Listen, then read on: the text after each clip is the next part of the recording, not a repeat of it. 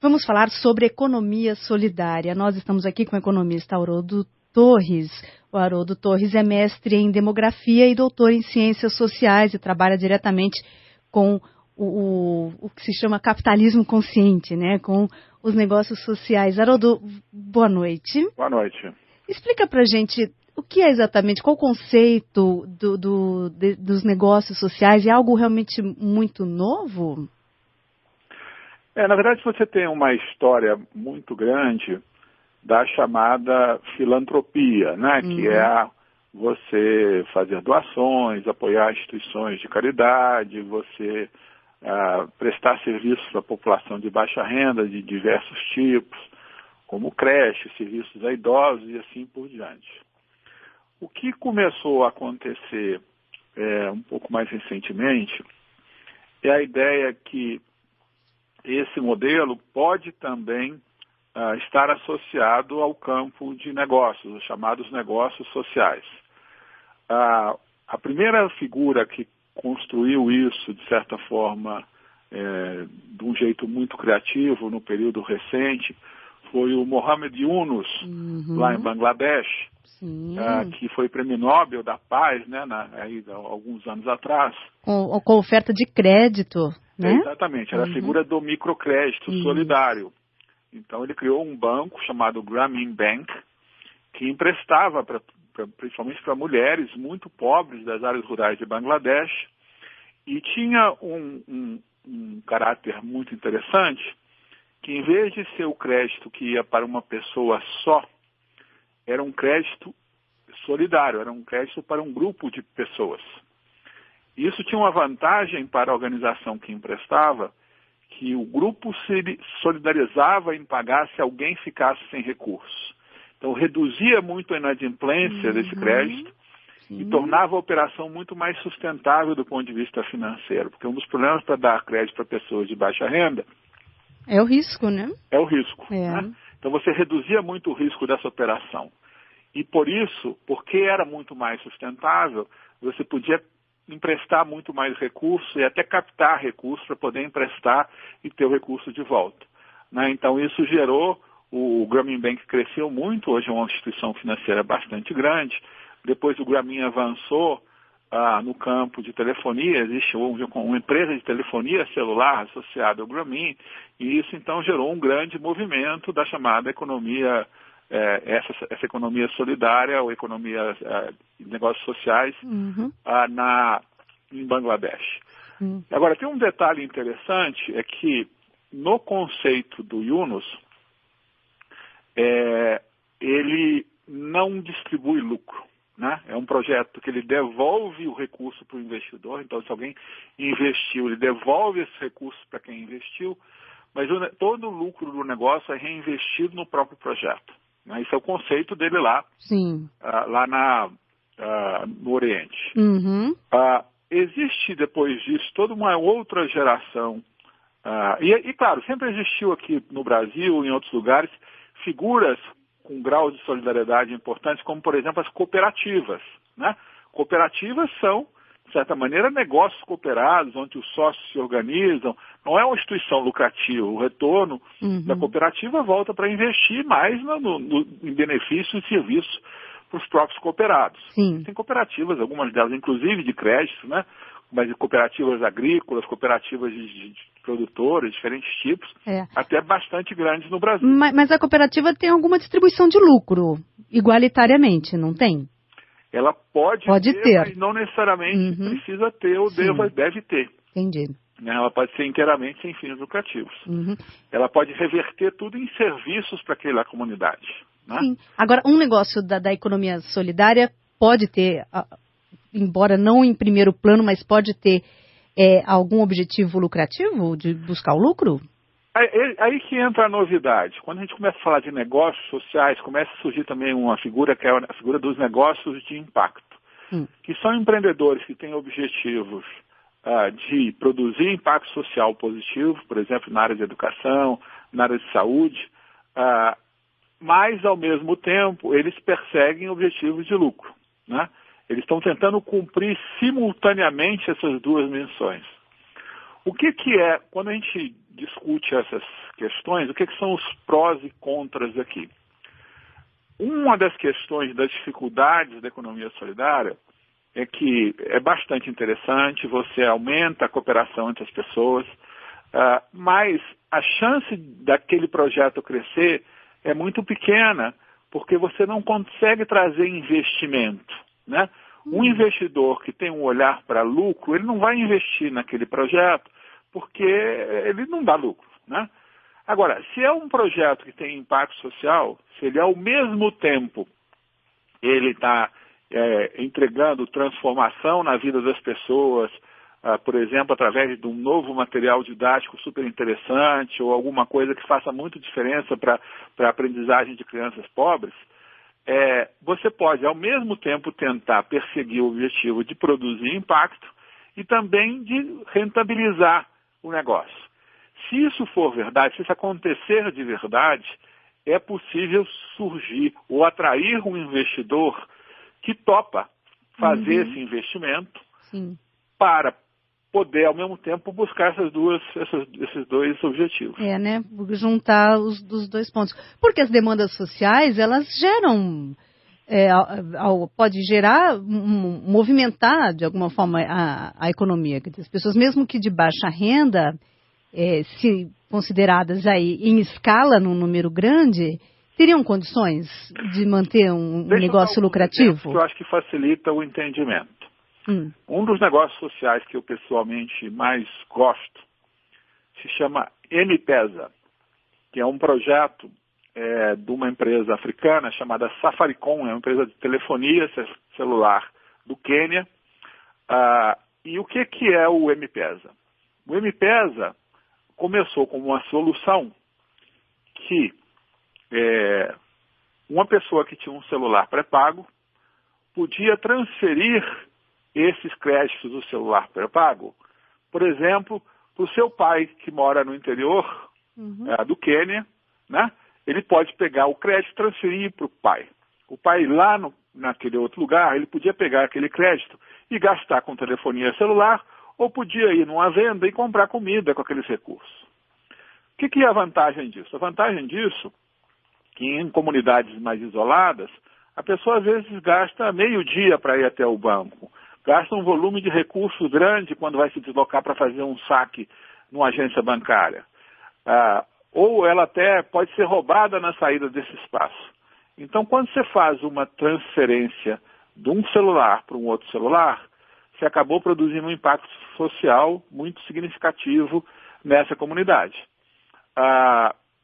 Além disso, você fez com que o pequeno varejista daquela cidadezinha pequena, que antes perdia a venda porque a pessoa ia para a cidade onde é que estava o banco, né? Esse pequeno varejista possa também fazer vendas. Isso alimenta e dinamiza a economia local.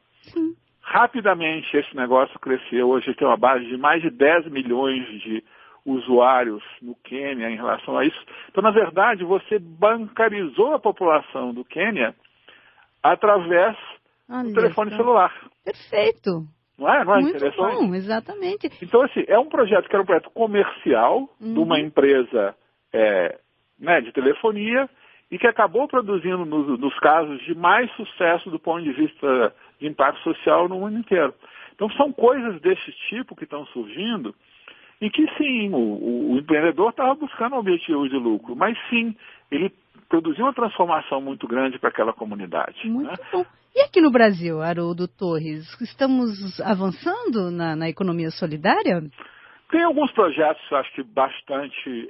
Aí, enfim, eu estou falando aqui de negócios de impacto, né? Lembrando que a economia solidária não opera com os objetivos de lucro. Tá, né? Não, falando agora, então, desse aspecto, né, dos negócios de impacto. Que consegue lucro e também o impacto social. Então, negócios de impacto. Você tem já toda uma nova tentativa, uma nova geração de negócios de impacto, buscando produzir esse tipo de efeito. Então, se existe algumas operações grandes de microcrédito no Brasil, eu vou citar duas, né?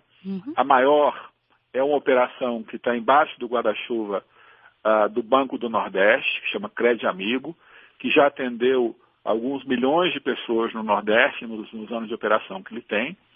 E tem uma segunda operação que também é bastante significativa na área de microcrédito comercial, operando, né, com população de baixa renda e sendo rentável, que é o microcrédito do Banco Santander. Então você tem uma operação bastante significativa. Isso foi um projeto que surgiu lá no Real e que o Santander continuou a tocar e está aí com uma operação muito relevante e importante. Você tem alguns projetos bastante interessantes na área de educação. Então, um caso que é muito conhecido é de uma empresa chamada GIC. A GIC oferece uma solução, que é uma solução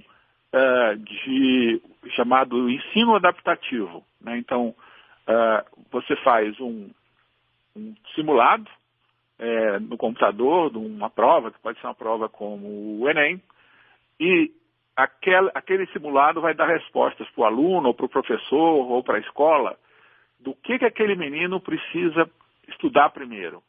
Ajudá-lo a construir um plano de estudo para poder avançar e ter um plano de desenvolvimento mais rápido no seu aprendizagem. Por exemplo, esse projeto do Ministério da Educação chamado Hora do Enem, tem lá dentro um simulado desse tipo que produz esses planos de estudo para os alunos, né? Isso hoje em dia é cada vez mais comum nas escolas particulares e um desafio importante é que isso poderia ter um impacto muito substancial nas escolas públicas, né? Isso tem entrado em escolas públicas ainda através de projetos de organizações sociais, mas ainda não, existem poucas escolas públicas de verdade tendo condições de usar esse tipo de metodologia, mas pode ter um impacto muito substancial.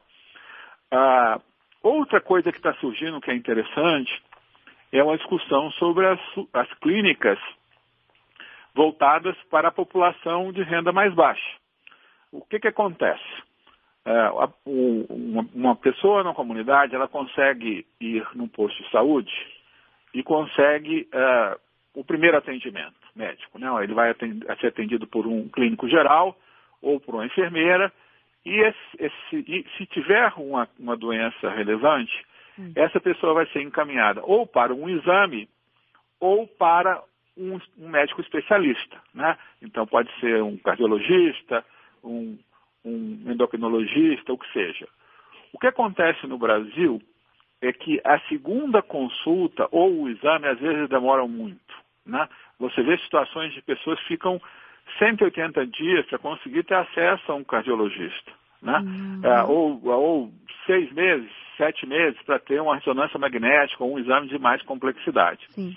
Então essas clínicas populares, algumas delas bastante sofisticadas, começaram a se desenvolver, oferecendo serviços com consultas de médicos especializados a um preço bastante razoável, coisas como R$80, R$90, permitindo parcelar essas consultas, oferecendo exames a preços parcelados.